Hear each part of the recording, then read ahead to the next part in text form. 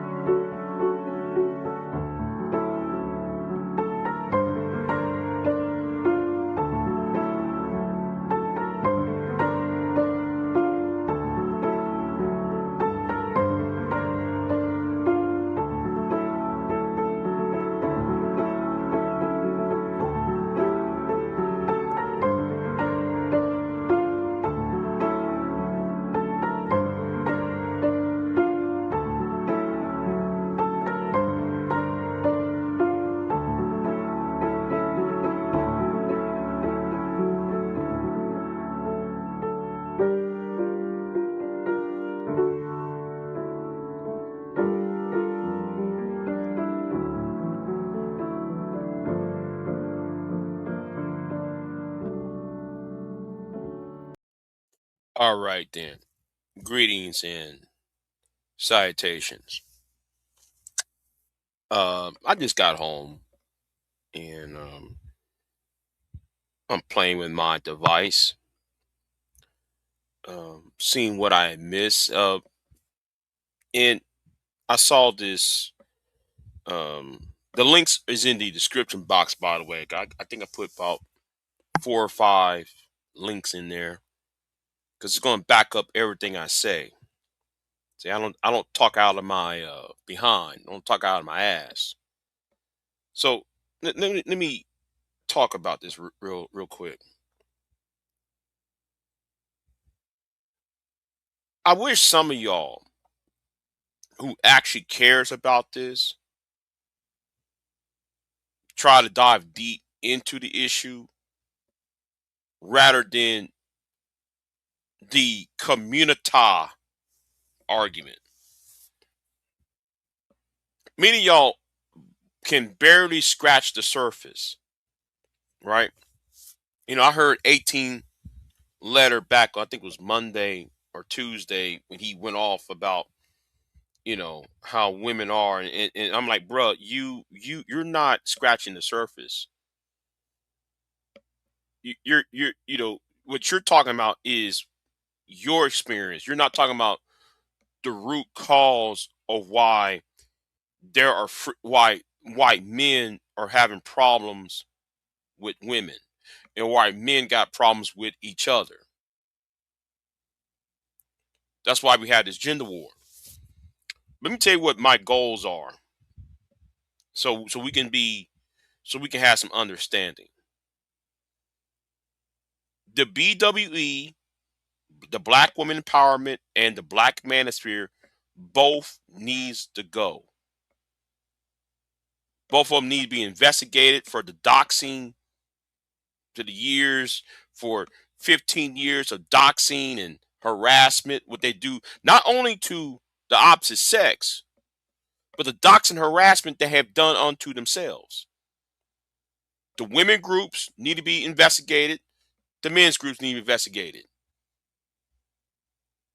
And I'm gonna talk about that more later on, right? Talk about more of that later on. But I'm watching a little bit of DJ Witch Doctor's live stream he had late last night, and it ended an hour or so ago, an hour and a half ago, talking about how to end the gender war. And it's the same basic complaints that Negroes always keep making, not trying to scratch the surface. See, this is a systematic problem. Okay? What's going on, V-Dub? I see V-Dub right here. What's going on, V-Dub? And y'all keep failing to address it. And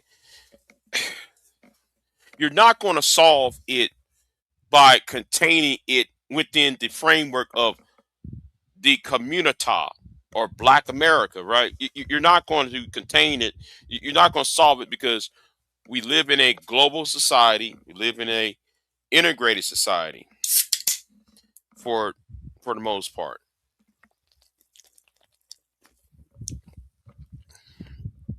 A lot of y'all, excuse me, a lot of y'all are playing right up into what the powers that be want.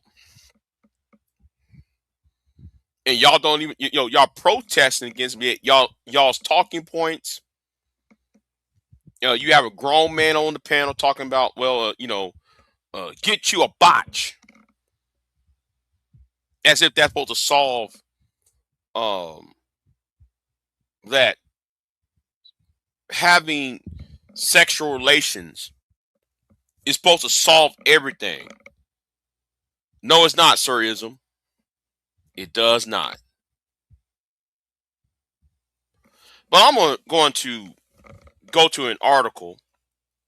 Go to an article real quick, and before I go to the article, knowing how things are on YouTube, let me do this quick before I go in here, because I'm going to talk about the fair use. This is on the fair use, because I'm going to talk about this thing called shame, blame, and explain, SBE. A lot of black men believe that SBE, and a lot of white men and Asian men in the manosphere believe that shame, blame, and explain is something to use to solve the world's problems. Finding women to attack online is supposed to solve not only the world's problem, but to their individual problem. You got a man out here. You have a man out here who is, what's going, Hammer Time? What's going, Hammer Time? Don't and I'm apologize if I miss y'all, if y'all in the chat room, because I'm reading and and stuff. So I'm going to start reading some things. So if I don't see y'all in the chat room, I'm going to apologize to y'all in advance. Queen Sunkiss, I'm apologize to you in advance if I don't see you or any of y'all in the chat room, because I'm going to read an article or two. I'm read some studies, which is in the description box, by the way. But you got people around here who believe that shame, blame, and explain, coming online and talking trash about a woman that they don't know, a woman they had never met, and they use it to think that that's a moving a needle in their personal life. You got a guy out here who sits at the at a side of a lake, yelling at ducks. As ducks is swimming across the lake, he's yelling about he's MGTOW and women ain't this, women ain't that, blah blah blah blah blah. He's not that important for me to mention his name, but he's part of the problem, right? Um, and because of that, we also see, because of the SBE, the explosion of SBE content, or Keisha bashing content, or Becky bashing content. You see the numbers of femicide going up. And when I say femicide, the numbers of femicide, I'm not talking about Iran and uh, the Middle Eastern countries, countries where that has a strong, a very restrictive, patriarchal society. What I'm talking about, societies like South Korea, uh, Australia, Mexico, Western Europe, uh, Canada, and here in the United States, in the industrialized nations, there's an uptick of femicide, and it's correlating with the explosion of SBE content, of anti-Keisha content, anti-Becky content, anti-woman content in general. Which leads me to another issue that needs to be solved, right? So, like again, let me read this article here from World um, Matrix report. World Matrix metrics. Sorry, World Metrics put out report. Excuse me, for 2026. It was published. When was it published? It published on. It was published on February, but it was verified on July 21st of this year. And it says male loneliness statistics. Male loneliness is shaped by more than feelings. It shifts with age, employment, income, and who a man lives with. Across the page, we'll see how factors like living alone, under deployment, keyword, under deployment. Let me stop there for a minute, right? Let me stop there for a minute. Under deployment. You ever notice that in this sector, YouTube, nobody talks about what job they have? They always want to talk about, oh, I'm pimping. I got some batches. I got me some, I got me wife. Notice they never talk about what they do for a living. Notice they never talk about their jobs or their careers or their education. That lets you know.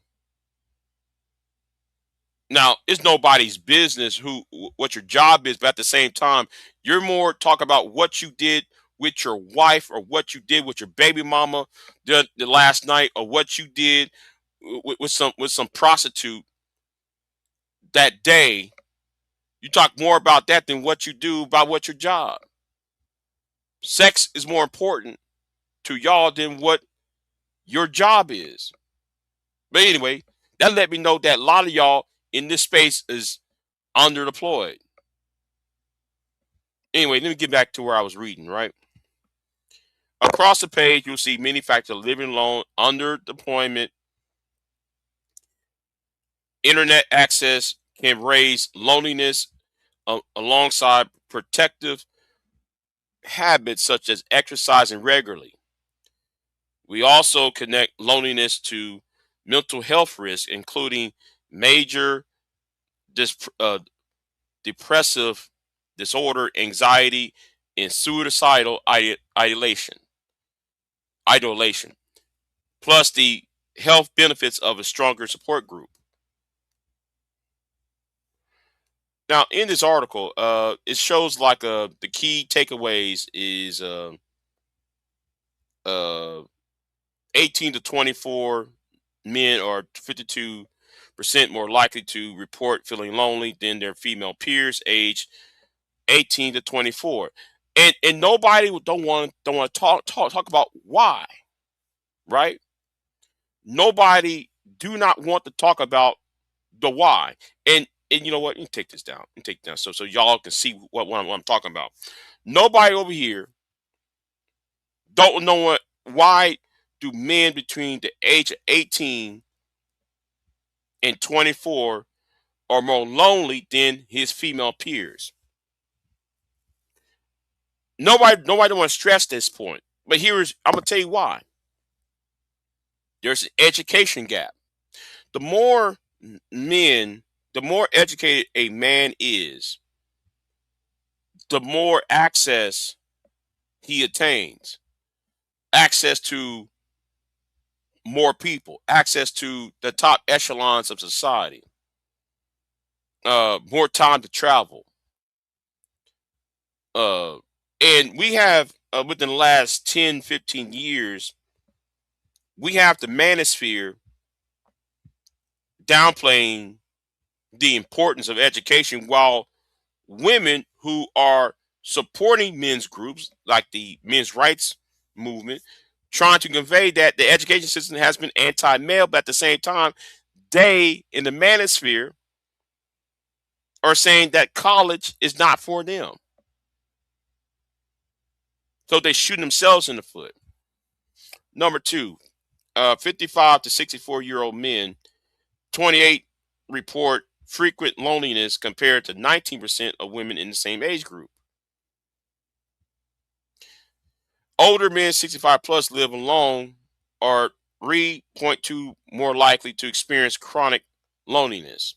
Unemployed men are 2.3 times more likely to report chronic loneliness than employed men.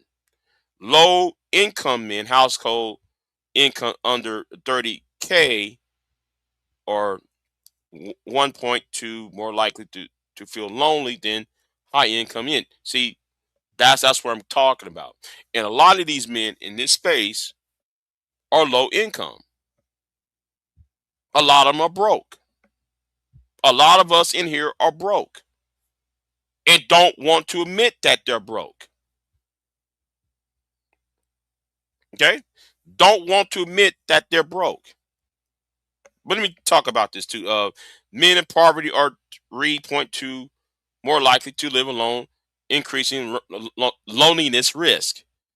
Men who exercise 3 times reportedly 30% lower loneliness. Men who smoke 2 times more likely to report loneliness. Alcohol intake, less than 2 drinks report uh, more than two drinks report 27% higher loneliness. Men who feel lonely. Okay, yeah. We got that part. All right. Now it's all here in this report, but you know, some of it has been verified, right?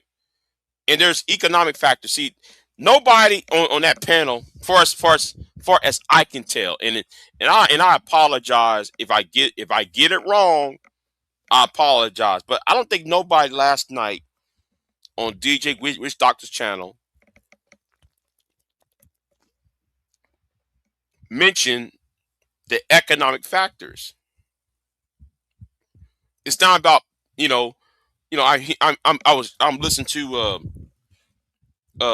18 letter and Candy Cane had this exchange, and I think that was one of the most silliest things I ever heard. Thinking that uh sex in marriage is the just getting a woman is going to solve, or getting a man is just going to solve everything. Getting a man or getting a woman is not going to solve this issue. This is a psychological issue. It's also an economic issue, and nobody is touching on the real issue. And this space really needs to elevate, stop doing the low brow and start doing the high brow. They don't want to get to the root cause of the problem. It's always the black woman don't want me, so I go to the white woman, or the black men can't build, so I opted to go outside my race, and try to do these. Uh, uh, they like to go ahead, and I'm speaking in general, by the way, so I don't want nobody get their panties in the wad.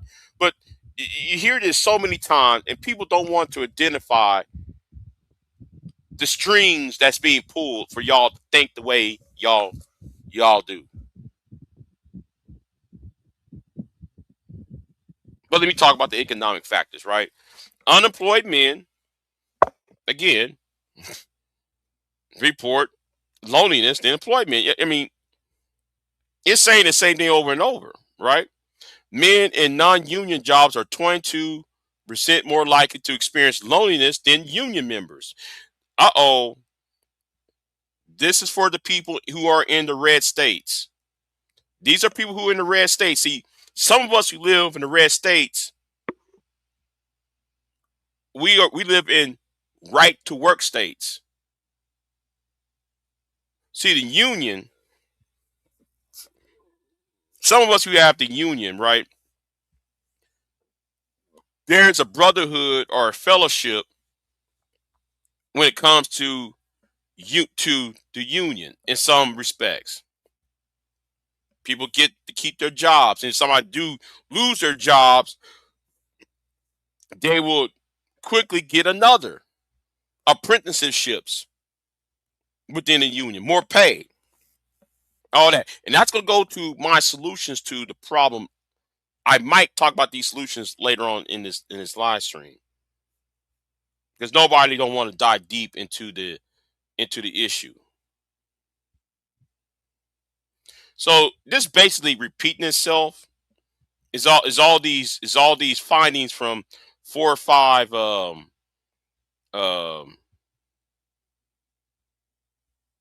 yeah, men age 45 to 54 who are underemployed are 31% more likely to be lonely. Well, look at people who are headlining these live streams. These niggas who are in their 40s, 50s, and 60s. They online 12 hours a day.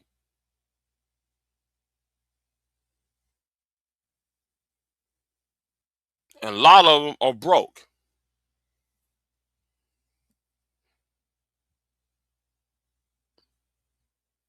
Men who are men with high school diploma or less are 1.9 times more likely to be lonely than those with a bachelor's degree. Uh-oh. But a lot of y'all in here in this space are anti-education. Oh, I'm against the Department of Education. I voted for Donald Trump because I'm against the Department of Education. What's right here? See, y'all shooting yourselves in the foot. Lifestyle, exercise. Yeah, okay, yeah, we got this right here. Men who garden report 21% lower loneliness. That's why I think that some of y'all might need to get some hobbies, like planting a garden or something, instead of going to the side of a lake and yell at ducks about why you MGTOW and why women falsely accuse you of this, that, and the third. Some of y'all need to get a damn hobby instead of coming online trying to shame, blame, and explain. Hold on, let me check the chat room.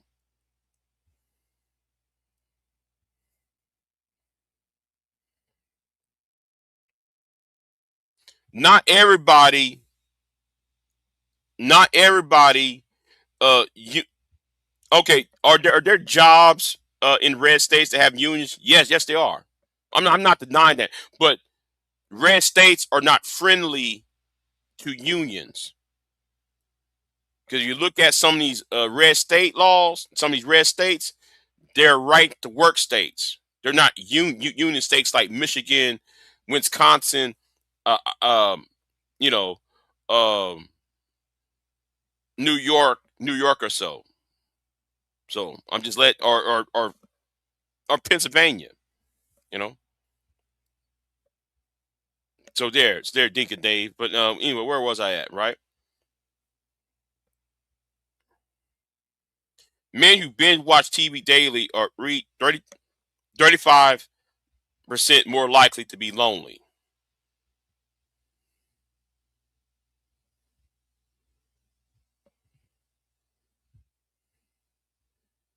So yeah, it's all up in here.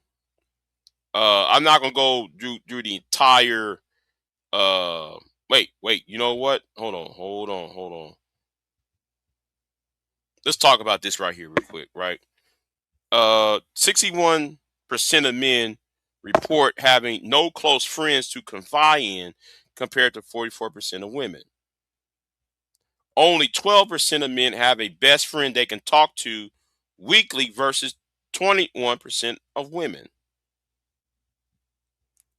Men aged men aged 18 to 24 are 58% less likely to attend social events than married, no, excuse me, than women. I don't know why than women in the same age group. That goes back to what I said earlier, right? That goes back to what I was saying earlier when it comes to education.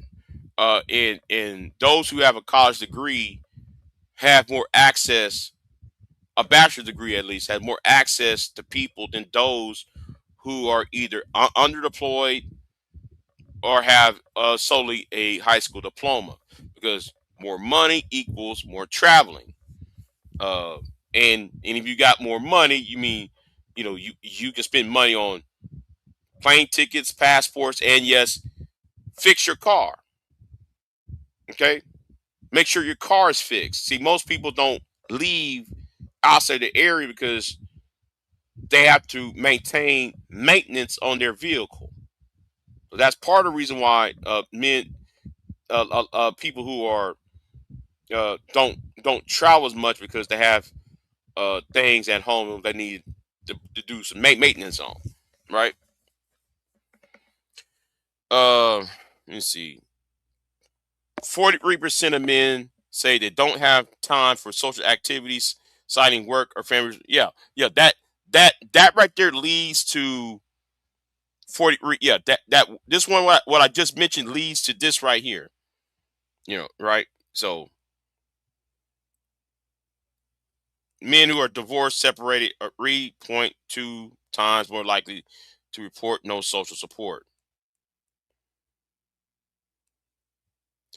78% of men prefer to solve problems alone rather than seek help. Let me see. 31% of men use social media but report feeling more lonely afterward. But I can go more and more onto this. Let me see.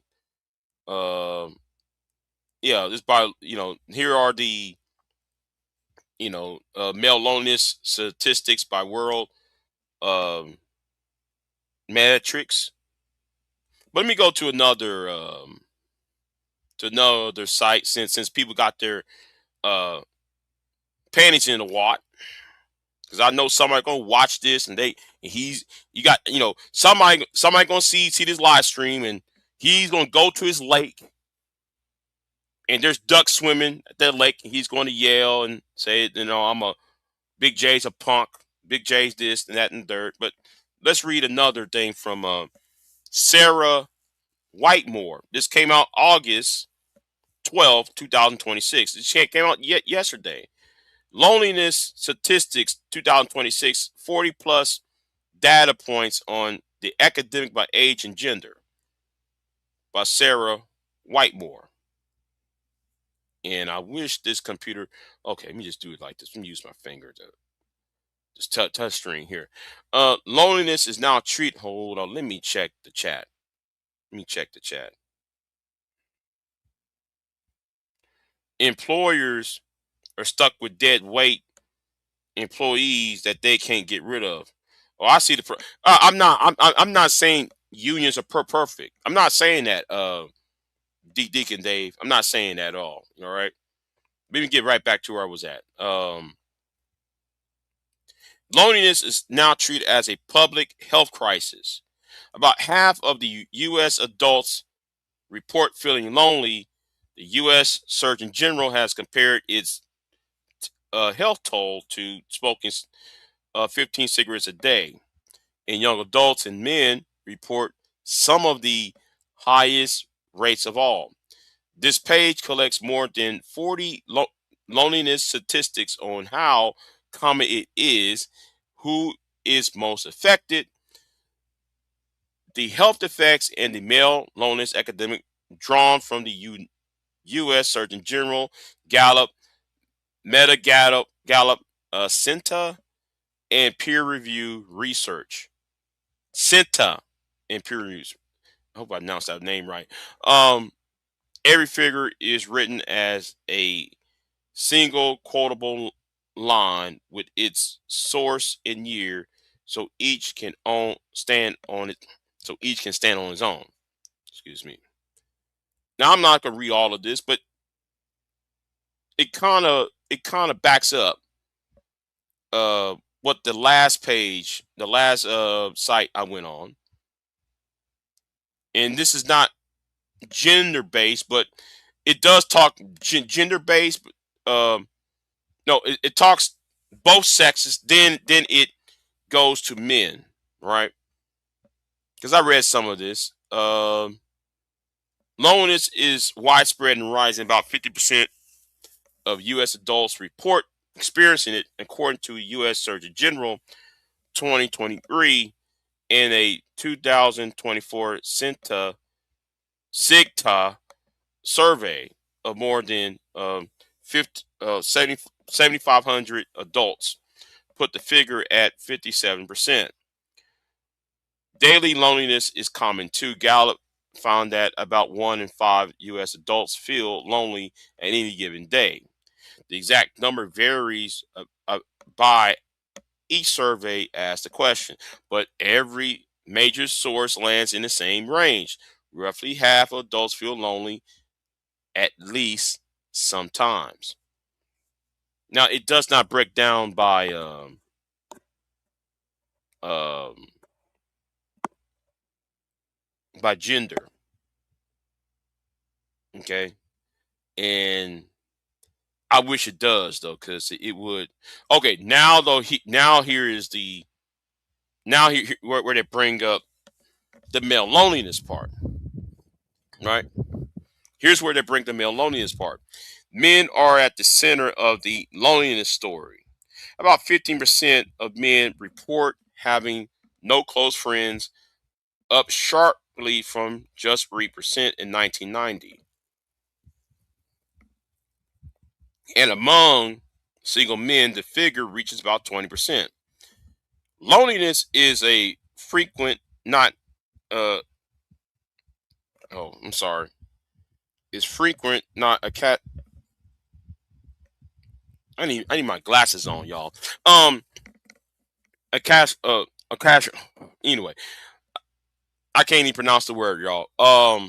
About 40% of men say they feel lonely at least once a week, and single men are about 3 times more likely to report loneliness than married men.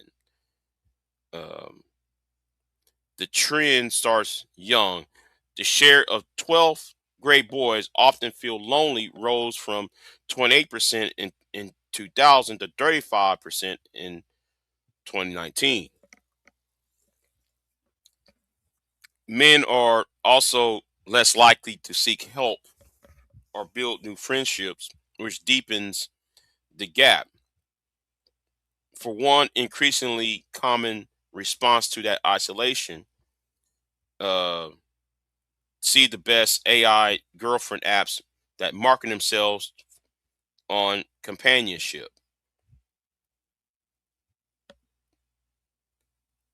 Um, yeah.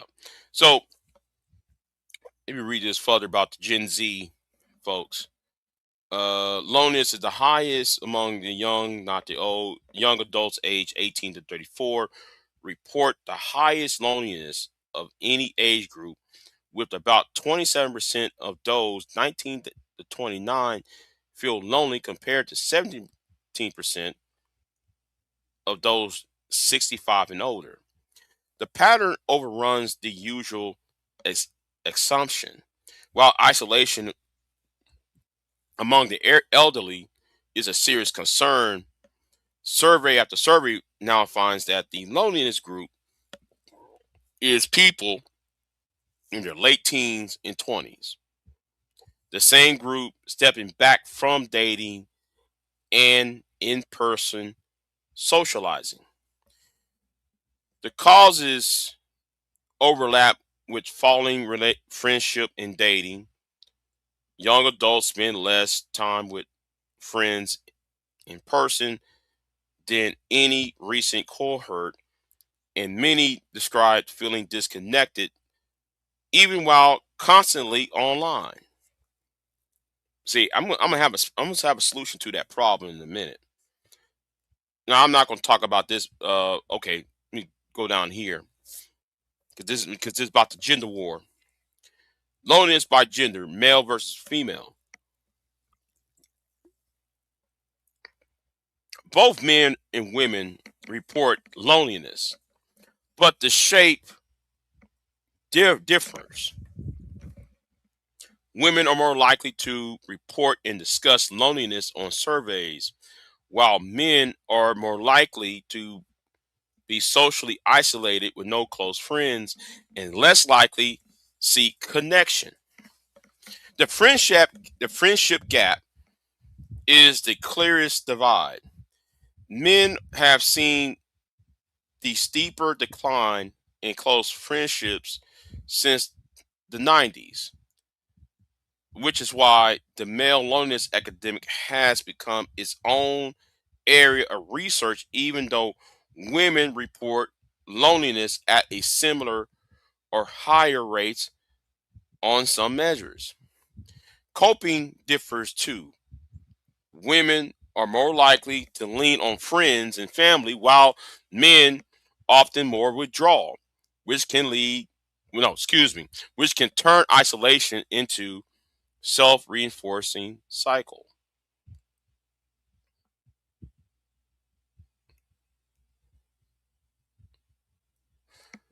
Relationships are one of the strongest buffers against loneliness. Married and partnered adults constantly report lower loneliness than single adults, and single men are about 3 times more likely to feel lonely than married men.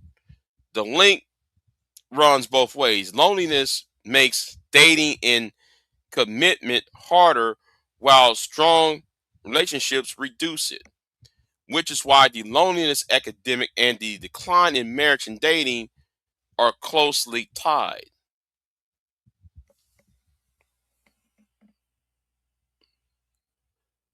Now, here's where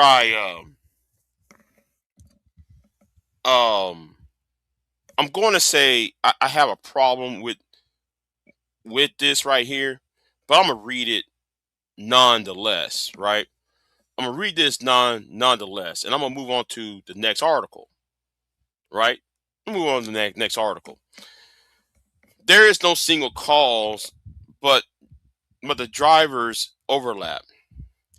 People spend less time together in person than they did 2 decades ago. Work, socializing have moved online, and community institutions that once brought people together have weakened. Let me add on to that, right? That's why I said there are some men who y'all support on online, and no, don't talk and don't think I'm talking about black men. Do not think I'm just talking about the black manosphere. You got white men. Well, I'm talking about the Asian guys, right? The the presidential election in South Korea about I want to say 4 or 5 years ago.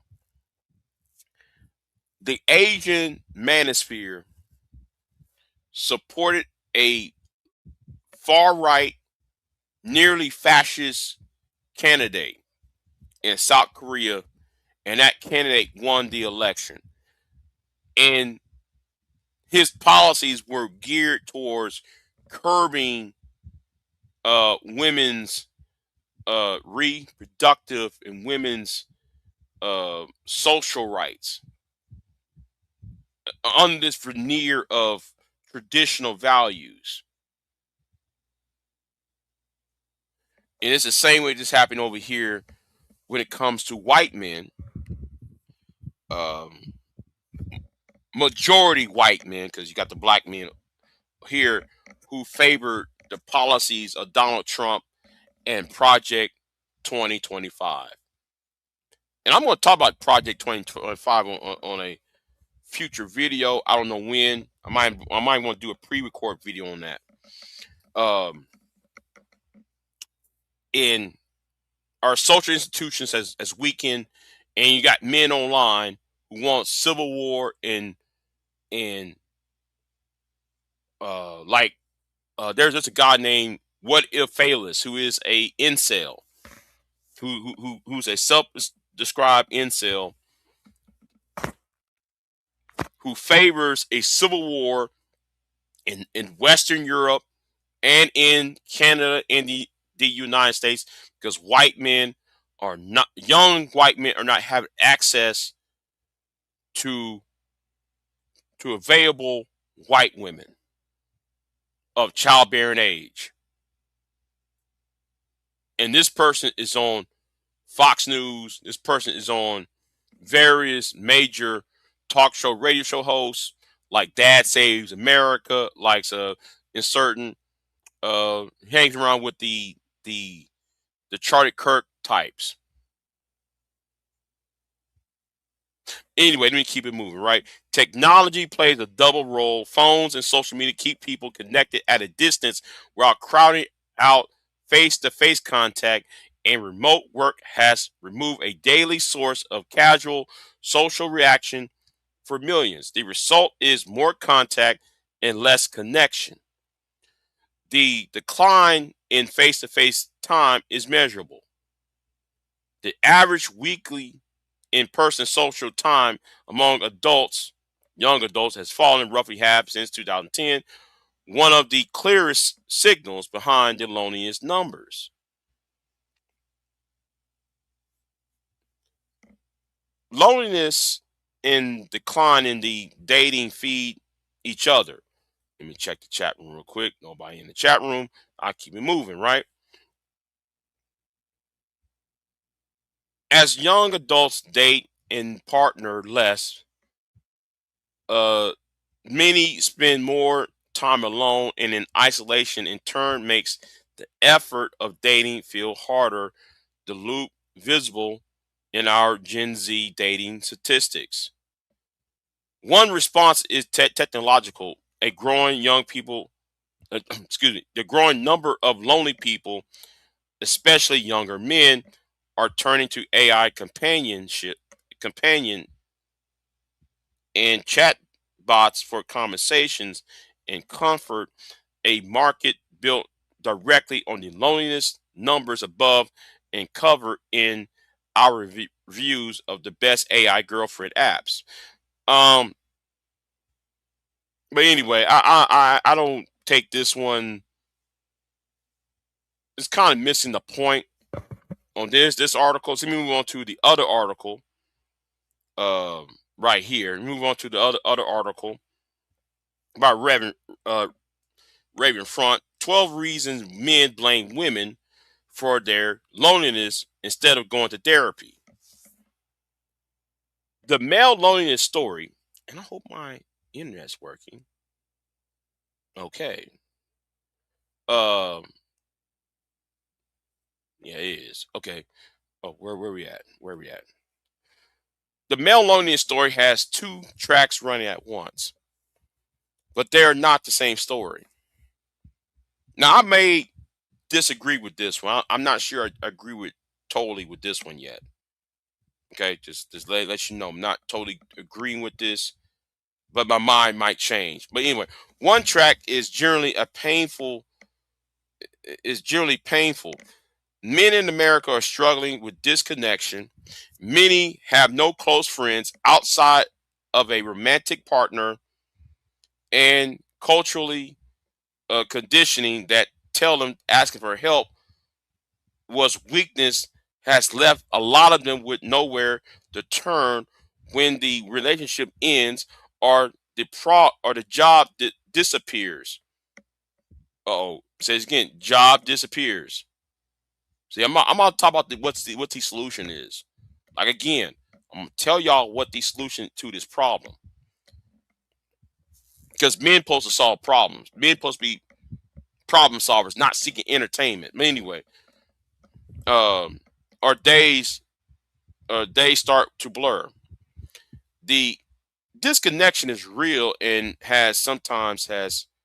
has consequences. Rather, the other version is one circulating in podcasts and comment sections and the corners of social media where young men go to feel righteous about their loneliness, blame women. No circumstance, not cultural conditioning, not the decades of meshing that told men vulnerability was enemy. Women, especially women who won't date them. You know what? I'm starting to agree with this. I'm sorry. Yeah, I gotta agree with this because yeah, this falls under this falls under shame, blame, and explain. SBE. This right here, what she's describing is SBE, shame, blame, and explain. But anyway, let's keep it moving on, right?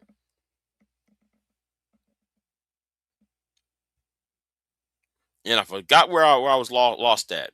I'll read this sentence over again. Women, specifically women who won't date them, women who are too independent, women who have too many standards, women who are choosing to be emotionally unavailable while simultaneously blamed for carrying all the emotional labor. These two accusations coexist without anyone noticing the contradiction, which is a level of self-awareness that especially the genre has not yet demonstrated. Um, I got to say this, right? I know this is a woman writing this. I don't think she's understanding the two. Okay, I'm gonna try to explain this, right? Uh, and this is the beef within the manosphere circles. You got the beef between uh the passport bros and SYSBM or the MRA and their problem with MGTOW and MGTOW's problems with or everybody's problems with the incel. Um, the incels coming from the perspective of not being chose. The MGTOW and others are come from the perspective of well, she dumped me of being rejected. It's both forms of rejection, and she's not the author does not understand the contradiction here. There is no contradiction. It's two groups. It's two sides. Or no, scratch that. That's the wrong way to look to say it. There are two different perspectives, and they're clashing. But the same enemy is the woman. The woman is the enemy. But the two people. But in there's two schools of thought among the men who comes online and who shame, blame, and explain. I hope I get that. Um, I hope I'm clear on that. If not, I'll talk about that a little bit later. What follows is not an argument that men don't have problems, they do, and some of the those problems are serious, but it's the attempt to trace 12 rounds by which I am in pain gets rerouted into and it's her fault, and why that reroute, while emotionally convenient, is making everything worse. That's why you have your boy Royce M stalking. That's why that's why you have what happened to Adrian McGowan in 2009 by Tony,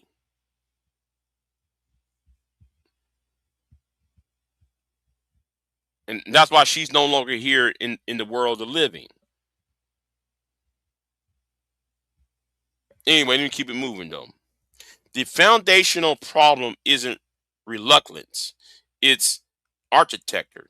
Research uh, confirms that men are generally less likely than women to seek professional help for mental health problems.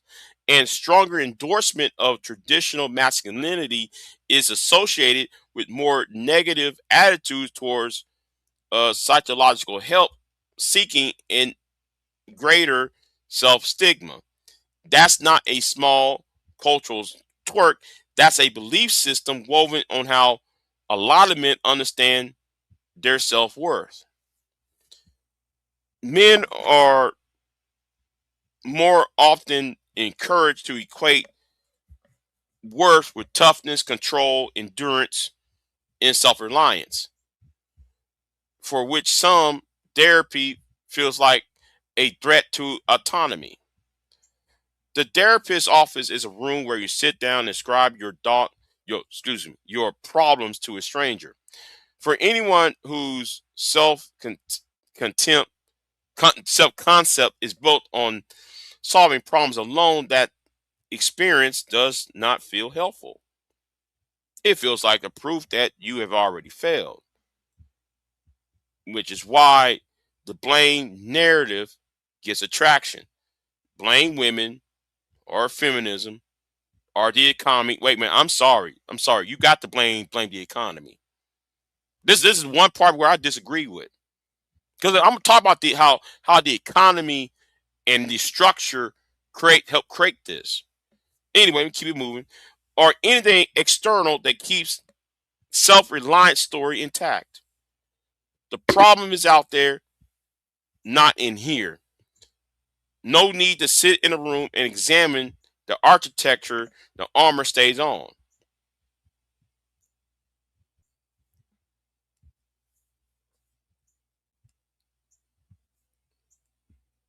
Oh shit. Oh, okay. Where I'm at. Okay. Women are the primary, often sole emotional support system.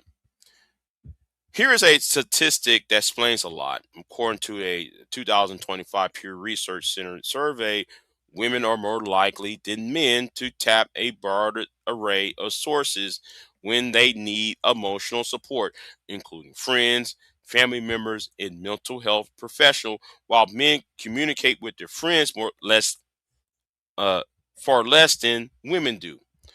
Researchers shared on NPR found that found that men are equally as likely as men to reach out to their spouse for emotional support, but less likely to reach out to friends and family, suggesting that the partnered woman are usually responsible for the entirety of their male partner's emotional support needs, while leaving men with particularly no support system if that relationship fails. Well, you have to blame that on the structure itself, the system structure as well. But anyway, I'll keep it moving though. I agree with 75% of this. About 80% of this. I agree with 80% of what's being said. This means the exit of a partner doesn't just hurt in the ordinary way that breakups hurt. It removes the entire support infrastructure at once. The grief that follows is real. that happens next, whether a man builds a broader support network or decides the woman who left has caused his isolation, is a fork in the road that makes that a lot of men take the wrong way. And here is the money shot. Oh man, I'm glad. See, I'm glad somebody's actually calling this out. This is where I agree with, right? I make top. Mm-mm. Yeah, taking up for you got a grown man taking up for other grown men online who treat him bad while he's saying he's MGTOW, while he's saying he support these male groups, while the leaders of these male groups shun him.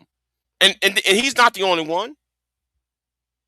You got people around here. You got these Delta November types who who seek a BJS Igmore, who will seek a Fresh and Fit, who will seek out an Anger Man,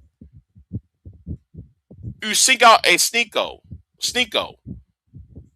and they get pooped upon, and they still try to be waving that flag of the manosphere, wave the flag of the red pill, when the leaders of the red pill and some or half of the red pill uh, people don't want the other men around who have the same angst about women.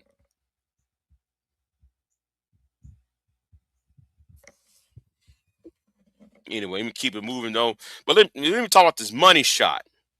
This is the money shot. The manosphere has monetized the grievance. The manosphere figures promote an anti-social view of masculinity that just happens to make them a lot of money. BJS makes money off of y'all. Anger Man makes money off of y'all.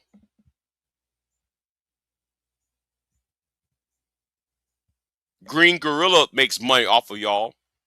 Obsidian makes money off of y'all. Fresh and Fit makes money off of y'all. The Tate brothers make money off of y'all. Rolo Tomasi makes money off of y'all. Hannah Pearl Davis makes money off of y'all. And even though she Me Too a black man named Marcus Robinson. But yet y'all still support Hannah Pearl Davis, who Me Too her coach, Marcus Robinson. And y'all still gonna support people who use your problems and will not help you get a better life. But let's keep it moving though, right? Some sell online courses, some sell their viewers to advertisers. All market themselves with the to implicit promise that they're helping men improve their lives, but instead sell a view of masculinity that is cut off from emotions, evaporates. Uh, I'm sorry. Uh, hustle over the valorize hustle over a well balanced social life and encourage staying at home instead of taking the risk of getting out there in the world to meet people. Tommy Sotomayor, I had this conversation with Tommy Sotomayor about years ago. I had the same conversation with Obsidian. You got all this massive following. None of y'all talking about solving the problem. No, we don't care. We're just going to go after the black woman. And you got these clowns who are Delta November still following that. But yet they want to sit at the bank of a lake yelling at ducks. and calling people retarded. But anyway, let's keep it moving, right? Calling women the R word and stuff. The group share a fixation on women and feminism as the cause for men's personal and social problems. Historian Michael Kendall calls this emotional reaction aggravated entitlement. It happens when people have power and privilege sees improvements in equality and exclusiveness as a loss of status and thus a personal attack on themselves. The business model only works if men stay angry and stay lonely. A man who builds genuine, genuine friendship, sees a therapist, and process his feelings does not need a 97 course on dominance frameworks. Oh, like D.O. Watts? Like D.O. Watts is trying to do with the manosphere enclave? Loneliness is a product, understanding. Oh, and D.O. Watts is a 300-pound man angry that women in Austin, Texas won't touch him. Yet he wanted to be a passport bro. See what I'm talking about? Anyway, um, yeah, I'm naming names in this. The loneliness is the product, understanding that changes how you watch the pitch.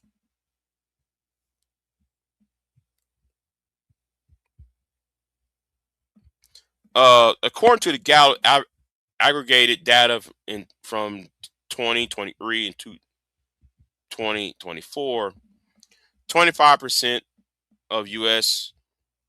men aged 15 to 34 said they feel lonely a lot of the previous day, signifying higher than the natural average of 18%, and the total for young women also 18.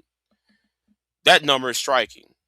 What's more striking is how rarely the conversation asks what men are doing about building relationships rather than who they're blaming about for the absence of them. Men are lonely not because they don't want social connection, but because they were never taught how to cultivate it. The reality is that men have no relational framework for eva- um, elevating the experience of loneliness through vulnerable connections with others. That is a general problem worth addressing. It is a structural and learned problem that one has nothing to do with women's choices. Men's friendship tends to operate through a sacred shared activity. See, the answer, I'm talking about the answer. I'm gonna tell about what is the solution. The solution is right here. And I'm gonna tell you what my solution to this problem is. We'll talk about that later on. Um, Shared activity rather than a direct emotional uh, disclosure, which works until it doesn't. When the pickup basketball game ends and the work team disperse rather, and the marriage only becomes the only meaningful relationship left, the scaffolding shows. The question isn't why women won't fill the gap, it's why the gap was allowed to widen that further, whether men are willing to do something about it. Loneliness is real, but the gender framing is misleading. A 2025 Pew Research study found that there is no statistical significant gender disparity in loneliness. The difference is just 1%, with 16% of men and 15% of women reporting feeling lonely or isolated all or most of the time. That feeling tends to get buried in conversations that that the prefer the academic framing. The evidence suggests that the loneliness epidemic is not a blanket crisis for men in particular, but some men are struggling more than women, but other groups of women are also potentially at risk. Or a college degree may be more important in understanding differences in loneliness and such social isolation than gender. None of this is to dismay what individual men experience, but when framing becomes men are uniquely suffering because of women, it's only misrepresents the data. It also crowds out the real conversation, which is about what structural and emotional skills are missing on how to build them.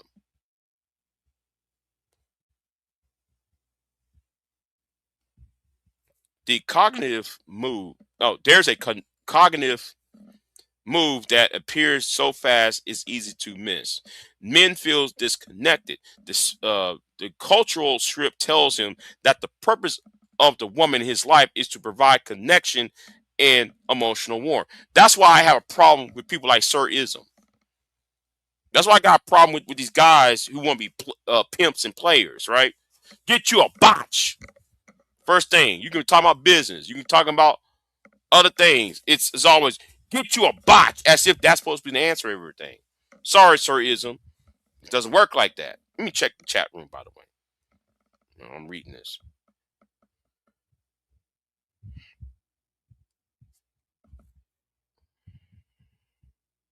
Great topic. Are you blaming the aloneness epidemic on the manosphere, or are you saying that the manosphere perpetrate both?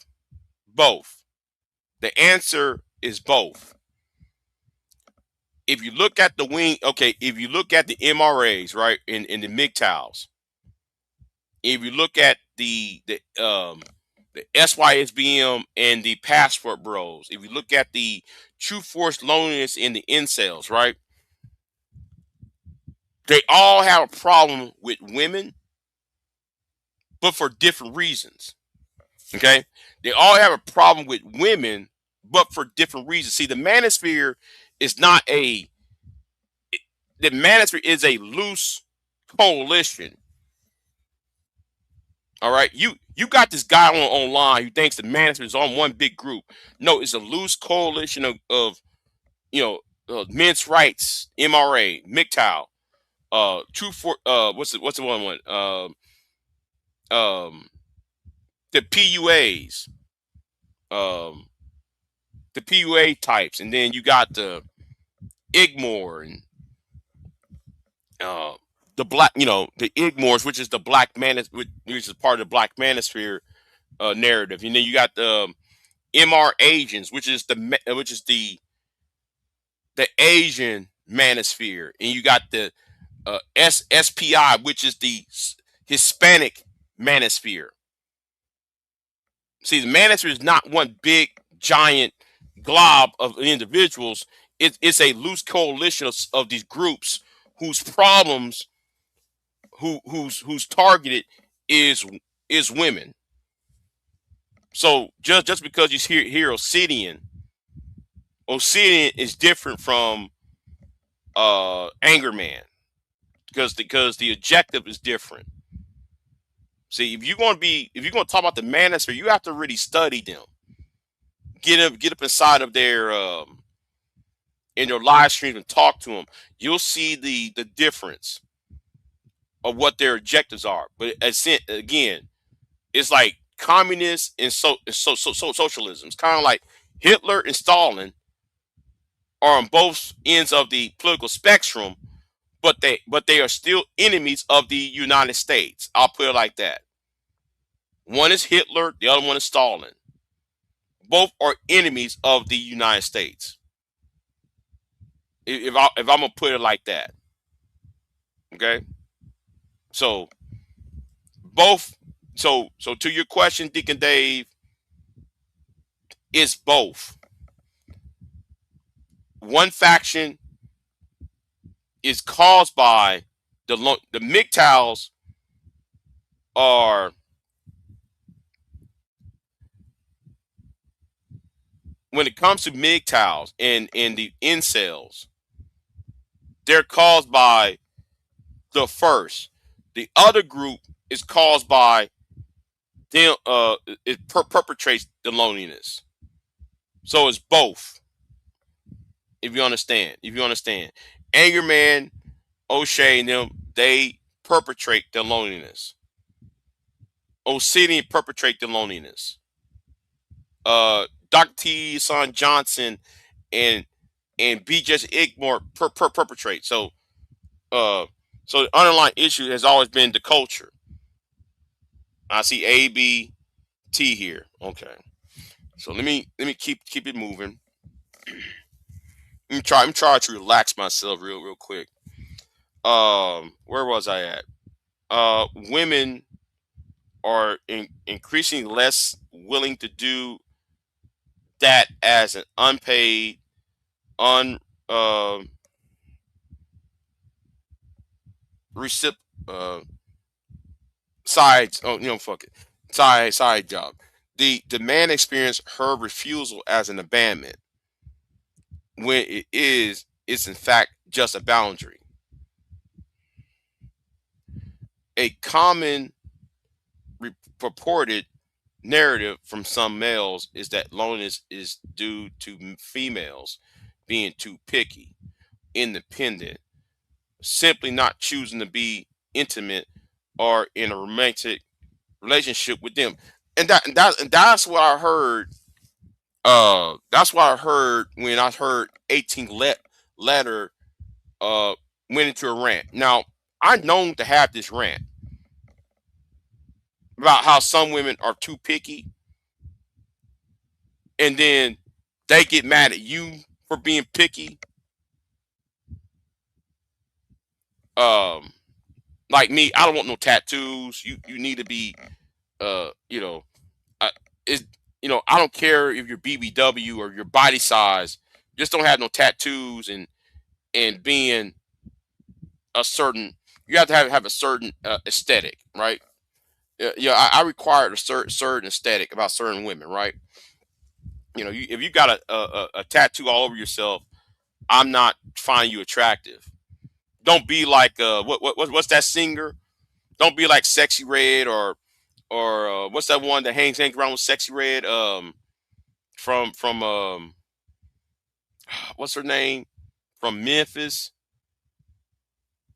Wait a minute, Sexy Red, and then there's what's the other rap female rap artist? Gorilla, right? Everybody said they're beautiful. No, no, they're not. And a lot of black men are told we got to accept that.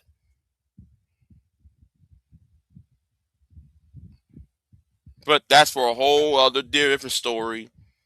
I'm gonna keep it moving, right? I'm gonna keep that moving. So anyway, I kind of agree with 18, but at the same time, he's too focused on that. But anyway, um, as a sidebar issue, the word "to" does a lot of work in that sentence. It implies that women's standards are the are obsolete and not the quality of what's being offered in a relationship. The deeper problem there is a conflated loneliness with the lack of romantic validation from women, indicating a core problem of the manosphere, placing the view of romantic and sexual relationships above all others, and blaming women when they are lonely as a result of their lack of social connections. Like how some men like Fatty and Ali will tell me, will tell y'all, because I don't talk to these Negroes. Will tell y'all that, well, you're lonely because you're too picky. You need a man. You're a loser because you don't got a man. They use narratives like that over there. The deeper problem here isn't conflating. Wait a minute. Did I read that already? No, I didn't. The deeper problem here is conflating loneliness with the lack of romantic, saying indicating a score problem of the man. Okay, wait a minute. I already did that. I did that. Romantic relationships are never designed to be a substitute for a full social life. When it gets treated as one, the relationship collapses under the weight, and then someone has to be blamed. Okay, blaming women is easier than building a emotional vocabulary.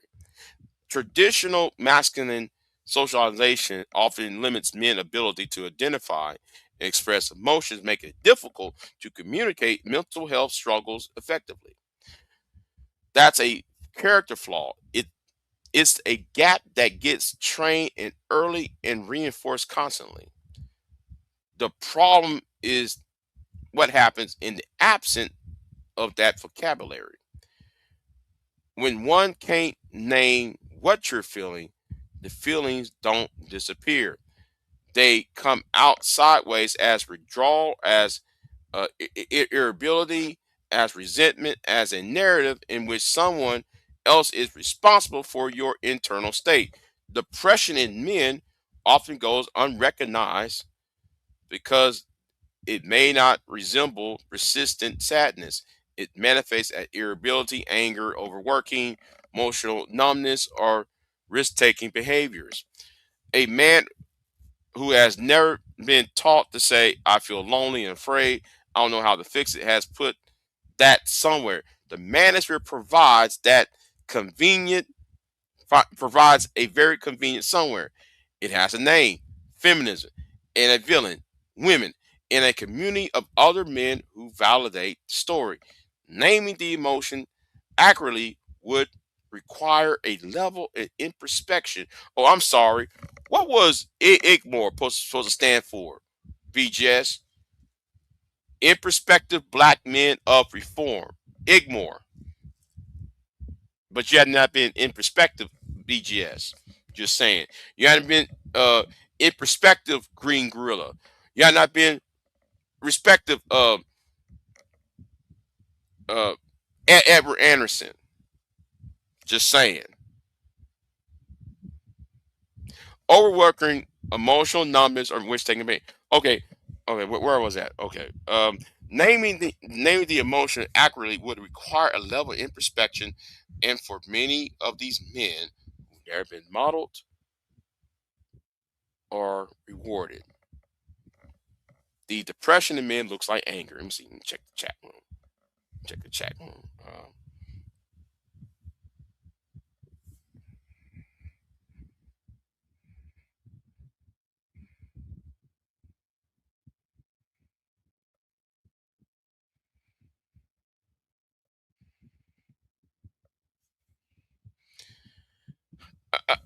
Okay, passport bros is a remedy for the culture. The mind has to be ready for the necessary changes for it to work. Few, repeat that again. Few understand that. You're right.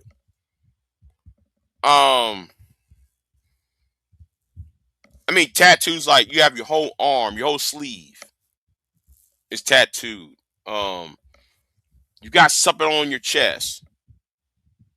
Um, your whole leg inked up, stuff like that. Uh, am I depressed? Nah, not really. Why? Um, is this article? Um, I think this was is an opinion piece, right? But let me talk about this real quick, right? Because I'm gonna talk about the solution. I'm gonna tell you what these solutions are. Um, where was that? Oh, this one is important. Young men are increasingly disengaging from traditional mental health. I forgot. Queen, I want to thank you, Queen, for being my host. Uh, for yesterday, I'm gonna thank you because I went to bed and thank you again for holding it up for me. You know. So anyway, shout to Queen Sunkiss. Um, where was I at? Yeah, I should have called you last night, Queen. Should call you last night and thank you, but I wasn't sure you was at work or not. Where was I at? This one's important. Young men are increasingly disengaging from the traditional mental health services, even as rates of depression and self-deletion among this demographic continue to climb. According to the CDC, men are 3.5 times more likely to die by self-deletion than women. That gap hasn't driven by men being fundamentally more fragile, is driven by untreated depression that doesn't look like a textbook version. When depression presents as irritability, aggression, and the insistence that the world is unfair, it's easy to build a political philosophy. Uh oh, what did I tell y'all for months? What did I tell y'all for months? Why you think, oh my God, y'all, finally somebody saying something that I've been saying. And nobody, finally somebody saying what I've been saying. I'm gonna read this again. When depression presents as irritability, aggression, and insistence that the world is unfair, it's easy to build a political philosophy around it rather than a treatment plan.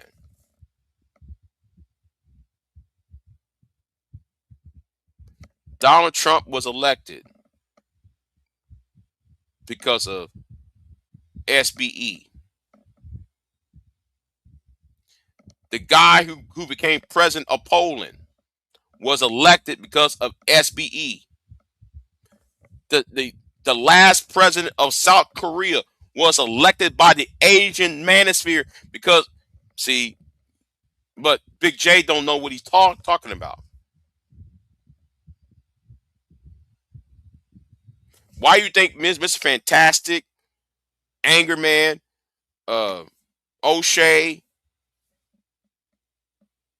Anton talks that nonsense of conservatism and Trumpism? Why you think the white men like Tony Robinson is part of the Reform Party, which is a political party that's backed by Donald Trump and Nigel Farage?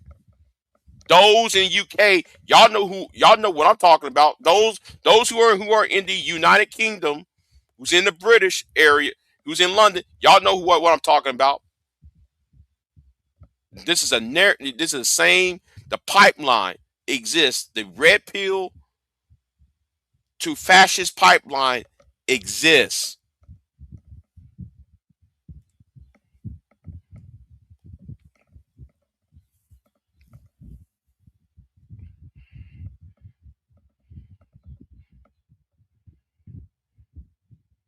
I was asleep. Thanks for not calling.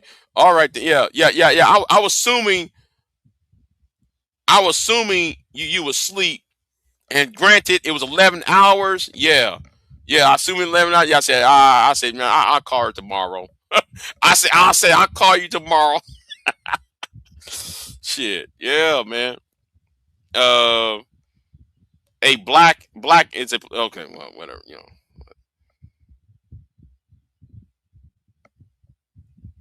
SKC put on a clinic yesterday. He's a boom when he shows up. Yeah. Even though I disagree with SKC a whole lot, at least at least with him, it's a highbrow conversation. It's not that Delta November crap, you know. But anyway, let me get back to where I was at. Oh, I don't hate Trump. Okay. Well, I know you don't. Anyway, where was I at? Right. Uh, it's easier to build a political philosophy around it than a treatment plan. The grievance narrative offers a depressed man something that feels like agency. He's not sick. He's right. Women in his life, past and present, are the symptom, not his own unaddressed pain. The cost of this substitution is enormous. 40% of men surveyed in one study met the screening standards for depressive symptoms, while 44% have experienced suicidal ideation within the last 2 weeks. And men are 4 times more likely than women to commit self deletion, uh, accounting to 80% of all deletions, self deletions, despite making up only 50% of the population. Those numbers are not the result of women's choices, they're a result of untreated mental illness in men who are told that the treatment was the weakness. Like how somebody yelling at ducks, saying women ain't shit, but you yelling at ducks at a lake. I meet that brothers. Anyway, but as far as 70% of young men avoid seeking mental health care, research suggests. Let that land for a moment. 7 in 10. That's not a niche problem. This conditioning creates real barriers. Studies indicate roughly 40% of men still seek help as a sign of weakness.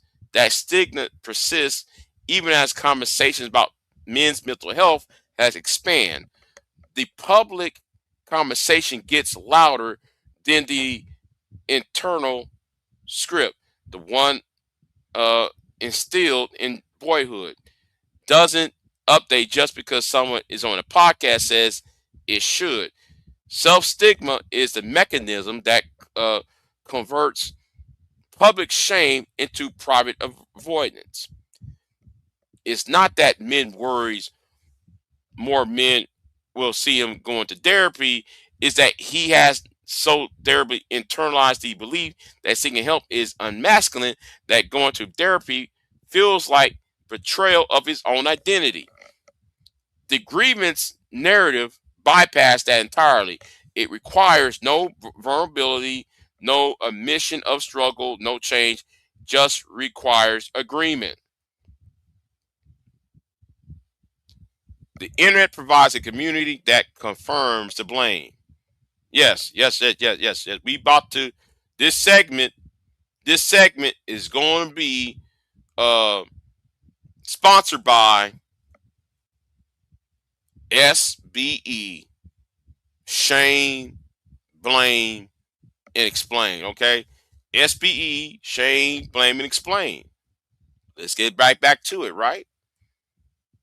The manosphere describes corners of the internet where young, lonely men congregate to complain about the perceived influence of feminism.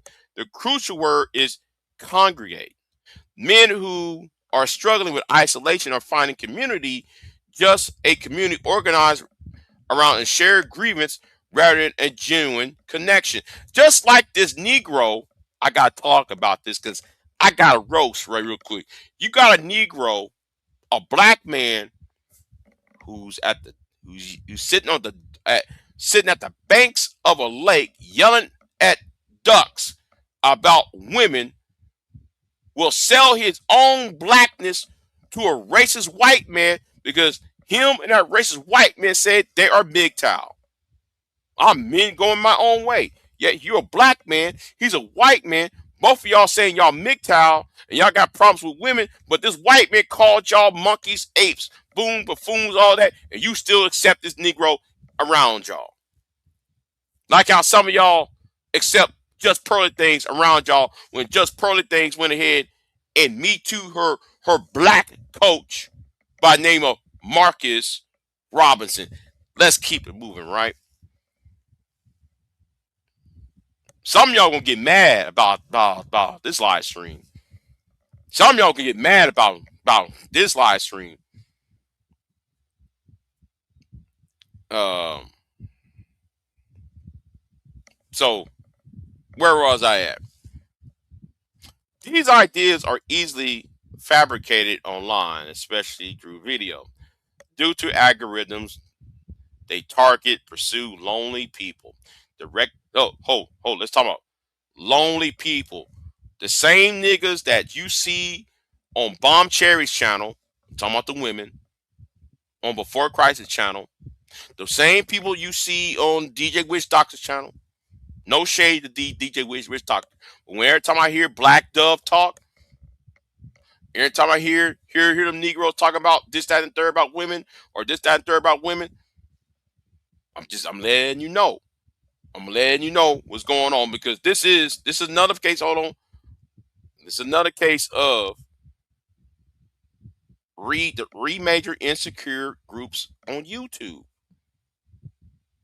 The Black Power types, the Manosphere, and the Sisterhood. The three most major insecure groups online. Okay? Let's get right back. Let me get right back on here, right? So, where was I at? Oh yeah. Oh yeah. After she found out she wasn't special, you must be talking about Pearl. Yes. Yes. When that so-called coach was with her sister, so she decided to travel back home and get her former coach fired from his job. Right. See, let's get right back into focus. These ideas are fabric. Okay, hold on. Let me see. It carries whether you keep you watching. Content been around, built around outrage and keeps the men watching. A video that says building friendship takes time and practice and discomfort does not have the same algorithm profile as one said women are the reason you're suffering. The community feels real when it is real, in the sense that the men in the generally there and generalize responding. But the glue holding it together is a shared narrative that women are the problem, and that narrative has to be consistently maintained and escalated to stay functional.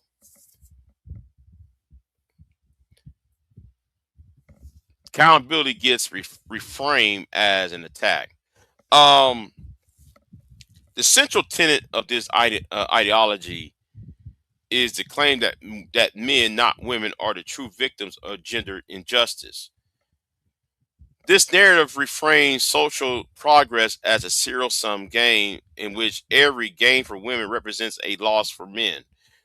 This is an architecture that makes accountability impossible. Any suggestion that that a man might look inward gets immediately coded as an assault. Okay, I call bullshit on this. Let me tell you why I call bullshit on this. It's like when people try to tell me you need to do better. No, that is an attack, because on this part I gotta say it is an attack, because you only say that to people who done something bad or done something evil, and you usually hear that when a woman is telling that to a man. You don't hear women telling that to other women, and you surely don't see men telling that to other men.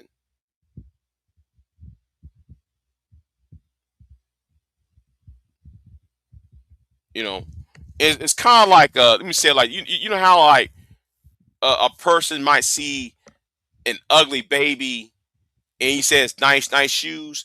It's kind of like that. But anyway, I know people gonna say Big Jack, I didn't mean it like that, but that's how I'm gonna take it, because you don't tell the other people to do better. None of y'all tell Bomb Cherry to do better. Just saying. Oh yes, oh yes, oh yes. So I'm sniping. I'm sniping at people while I'm reading this. I'm using this article to roast. I'm roasting the women and I'm roasting the men. Both sides gonna catch hell. Even though this article's on the manager, I'm roasting everybody. Everybody's getting this work. I'm sorry. Okay. Now where was I at? Right. Um.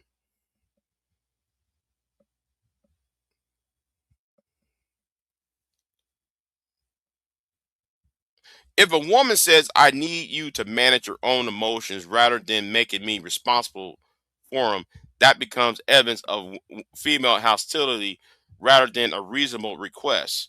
If a therapist or writer or friend points out the blame narrative isn't helping, they dismiss as a part of the same system.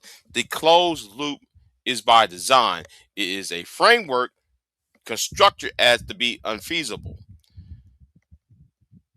Rather than unlearning negative uh, habits around emotions and communication, these men are demonizing women.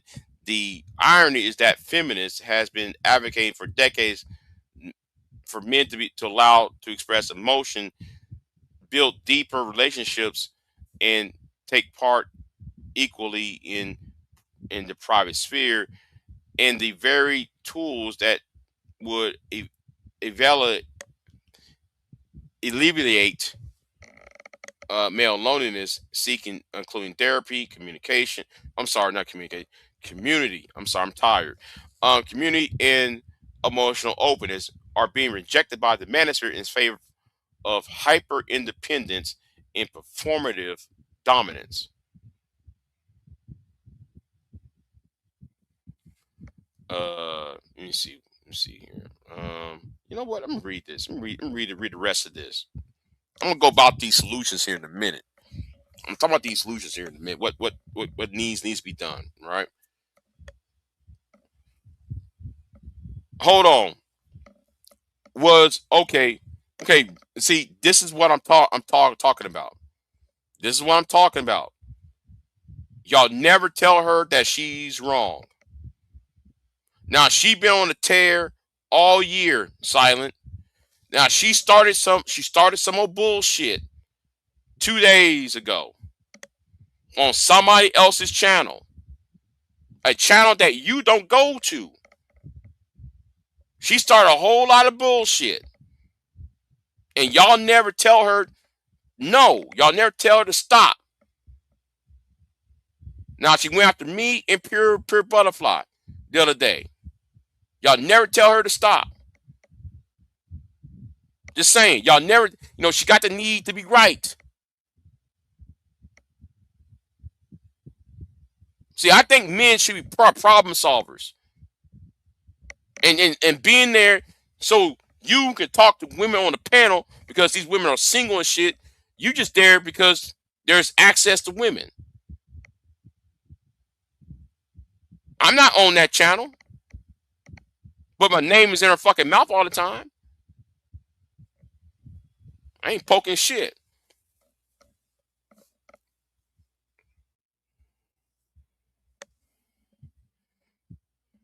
So now where was I at, right?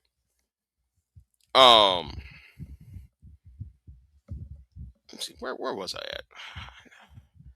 Oh yeah. Um the tools that could help are being rejected in favor of the narrative. This is what Obsidian does, right? Or would do. This is the one that costs the most.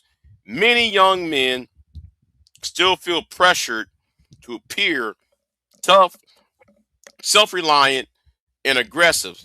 Studies have revealed that men who cling to rigid ideals of masculinity significantly worse reported significantly worse outcomes, including specifically higher suicidal ideations among men strictly living within the most restrictive masculine frameworks.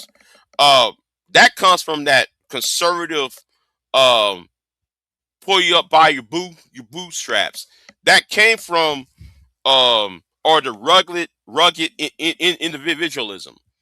Rugged individualism is a term that came from Glover. I'm sorry, wrong president.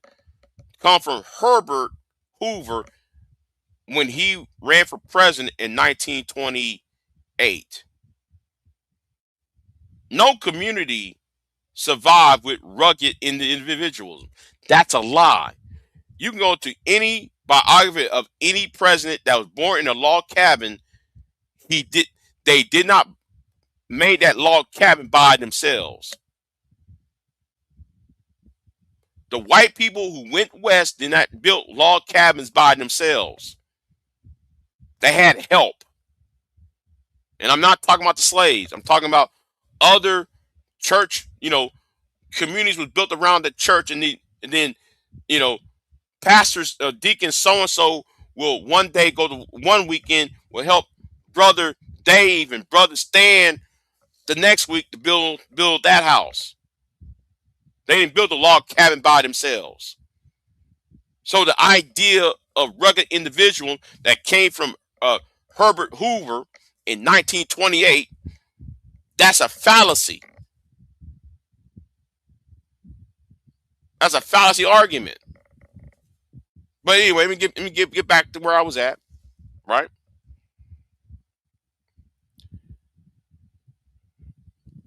Therapy works, friendship works, emotional literacy works. These are not abstract suggestions. These are the things that actually reduce male loneliness, reduce male suicide, and build a kind of relationships that men say they want. Men who are partnered, married, uh, live lives. Oh wait, married lives longer. That doesn't make any sense. What you just said. Who are partnered, married, life longer lives, live longer lives than single men, and have better mental health than unpartnered men. And healthy relationships appear to reduce loneliness, depression, and suicide.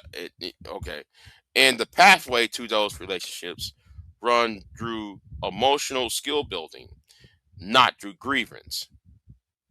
This narrative being sold online promises something that feels more satisfying in the short term, someone to blame. As long as the conversation stays there, the men who are generally suffering remain stuck.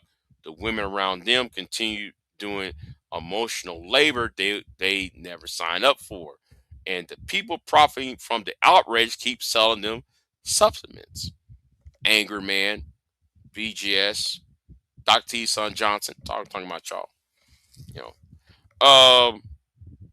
the men who are generally lonely and struggling deserve better than a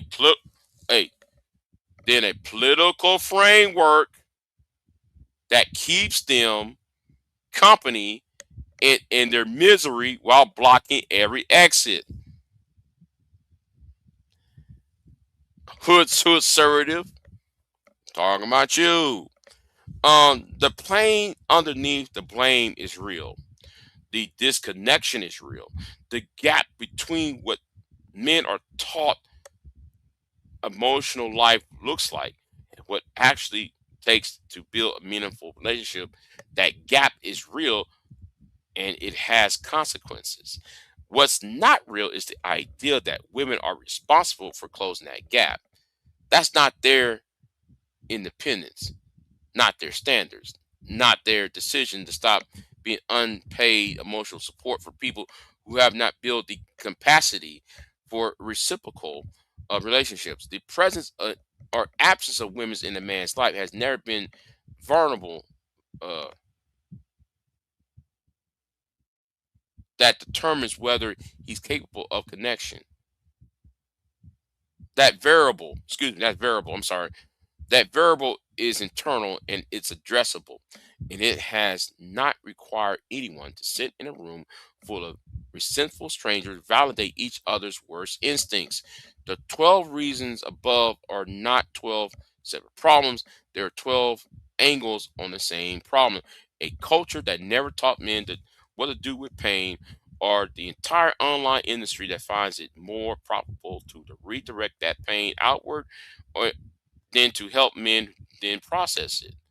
The men who find their way out of that loop, who build a therapist, a friend group, an emotional vocabulary, a self, doesn't depend on the woman to hold it together, are not doing something unusual. They're doing what was available the whole time.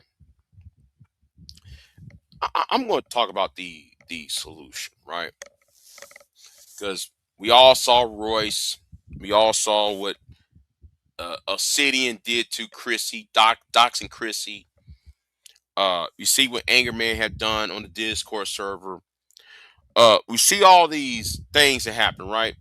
Adrian McGowan getting deleted by in that college classroom by Tony, by my aunt Anthony. Um, you see all this, right? So we got all this, right? So and what Cynthia G have done to black men who are in interracial relationships, shatter fans coming at black men who had white women, who had white wives and stuff like that. Uh, she got her fans targeting them with that pro black nonsense. See, don't think I'm just addressing the men. I'm addressing the women too, or like how the BWE will use white men to target white men from Russia to target black men here in America, or like how the pink pill use certain men to target black men with, like the Veganator storyline that happened in 2016. Oh yes, I'm running down the whole gamut of his history.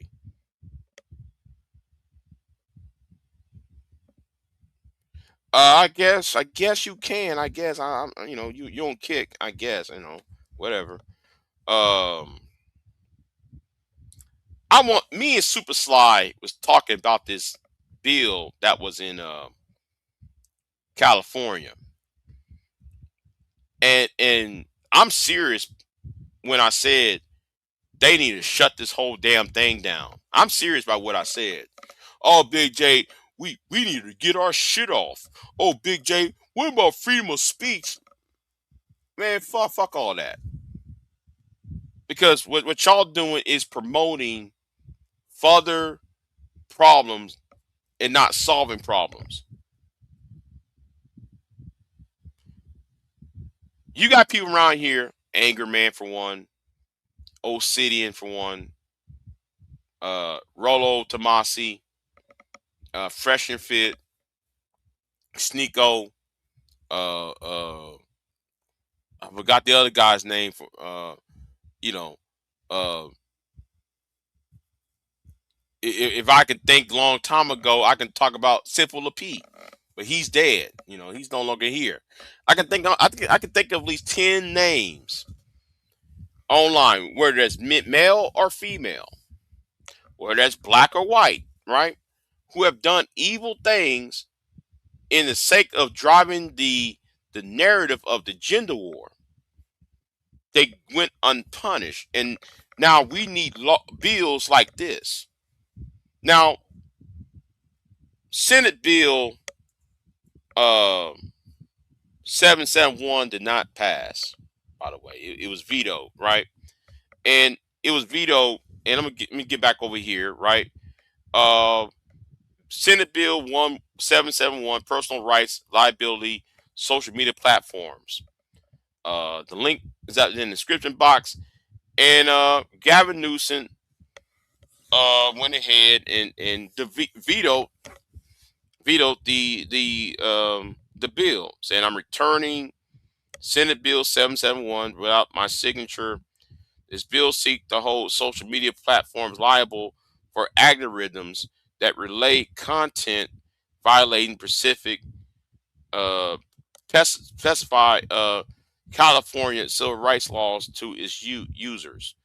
I support the author's goal in ensuring that our nation leading civil rights laws applied equally online and offline. I likewise shared the author's concern about the growth of discriminatory threats, violence, and coercive um, harassment online. I am concerned, however, that this bill is premature. Our first step should be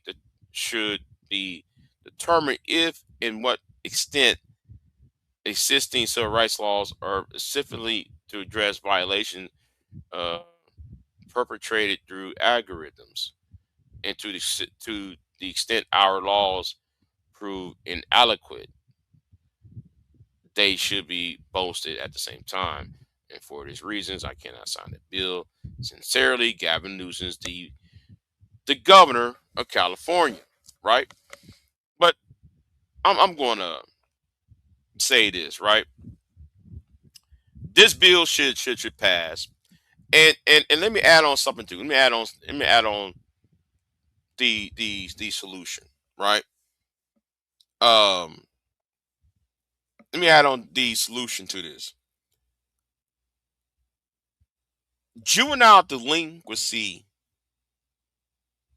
was bad not in the 1970s. Juvenile delinquency was not bad in the 1990s. Juvenile delinquency was worse post 1940. Between 1940 and 1954, juvenile delinquency was climbing. See, nobody reports on this because it's not politically expedient. It's not politically expedient. It's not popular because the narrative is, well, we got a two-parent household. Well, juvenile delinquency was still flourishing, despite the fact there was two-parent household. But because conservatives and coons love to use the trope of the single mother or the black single mother in the welfare program and the Monahan report, they never talk about the juvenile delinquency of the early 50s and and the post World War II.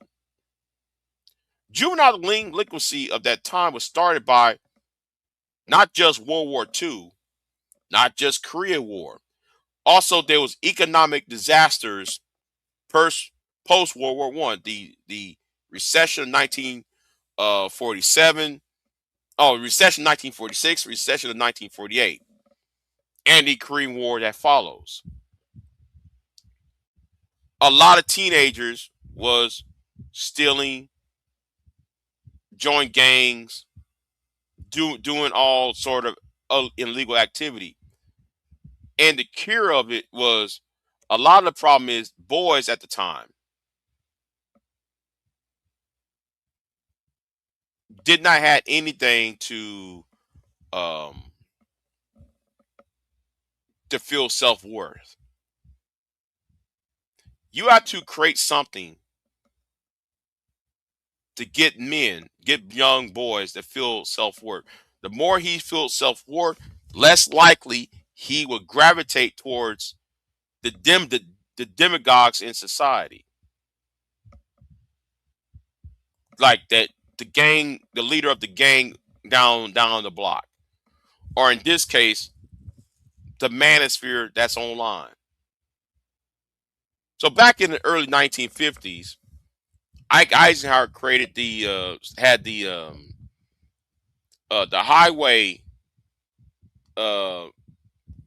highway law of 1954, where they built. Now I know people going to say, "Well, Big J, well, Eisenhower used a highway bill to destroy black land."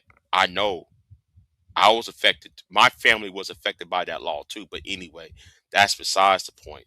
But anyway, the point is, right. Um, the highway system hired young men to help build some of the highways. Same way, like 20 years prior, 15, 20 years prior, when Franklin D. Roosevelt had the New Deal, and that in the public works program took young men and put them to work. Hoover Dam, the Tennessee Valley Authority, um, other projects. Those men, crime actually went down during that time period. And that's what needs to happen today. In order to destroy the manosphere, in order to destroy the black women empowerment movement, in order to destroy all of it, and in the gender war, is to get men to work so he can make himself feel worth and value education and value um blue collar jobs like plumbing and carpentry. Not everybody needs to go to a 4-year university. They need programs on that. And if there are programs on that, it needs to be advertised. And yes, you're right. They stopped Job Corps. They cut after school program. Yeah, cut all that. But and you know what's so funny about those who cut Job Corps and those who cut after school programs are the same people who they voted for. And that's conservatism. Conservatives or MAGA. See, they shot themselves in the foot. They shot themselves in the foot. So anyway, I want to say thank y'all who's in my chat room. I would drop the link, but I ain't gonna do that again because I don't want to fall asleep on my live stream. So shout out to Queen Sun Kiss for holding it up for me. Um, check the links in the description box. So thank everybody who's in my chat room. I read these articles in that congressional bill. Oh, you know what? I didn't read that congressional bill or that legislative bill, I should say. You just got off from 10-hour shift. Oh, okay. Um, I got nothing else to rant about. I got nothing else to rant about. I know what I'm about to. I know this live stream is going to piss somebody off because I mentioned some names. I don't give a fuck no more. I got a song coming. That's right. I got a song coming to a special song somebody. So be on look out for that. Uh, and y'all be easy. And that's why I'm politically involved because I want to see black women empowerment and the black manosphere to be gone. Okay, I have a personal problem with the BWE and black manosphere. I got a problem with both, and I have a political problem with the I have a political and social problem with the manosphere as a whole. But you know, hold on. Okay, I guess y'all want me to stay up. While I get the more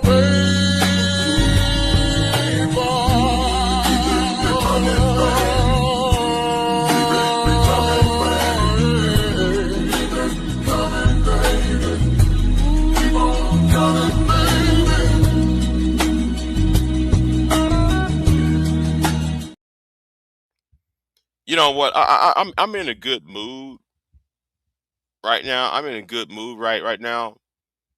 Um, I'll just play it again, man. You know what? I gotta listen to the whole song though. I gotta listen to the whole song. Uh, I got that saved on my computer. I gotta take, but anyway, I'll play it for right now for y'all. Hold on. But thank y'all for the.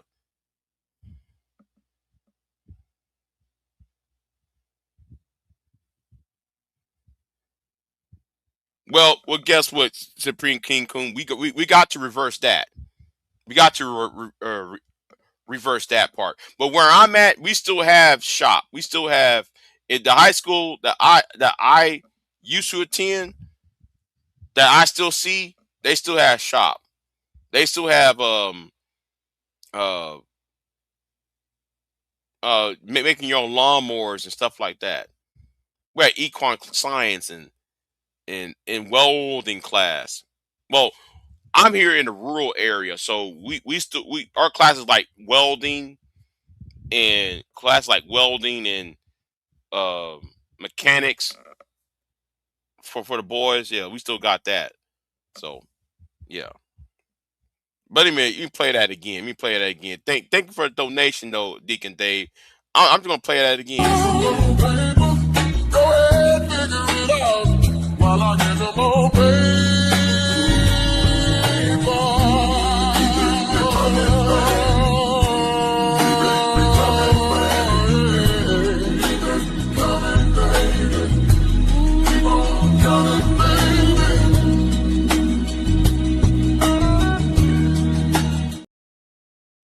Right. So yeah. And I'm serious about what I said last year. It's time for y'all to go. It's time for these niggas to go. I'm being serious on that. Anyway, let me get out of here. Uh, it's been a pleasure for y'all talking to y'all. I'm gonna take it easy today. Not gonna drop the link. So forgive me for not dropping the link. But I after yesterday, that was too much.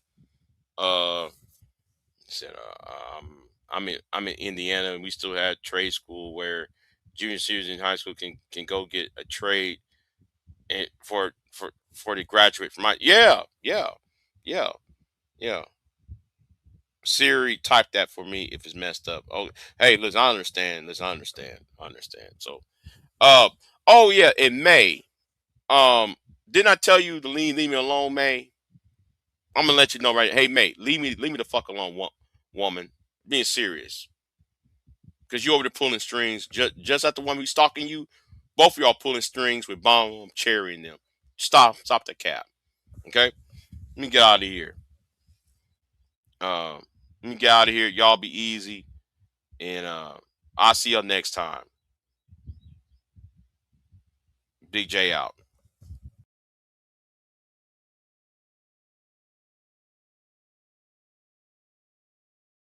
I am not here to debate with anyone. I have devoted all of my adult life to this subject.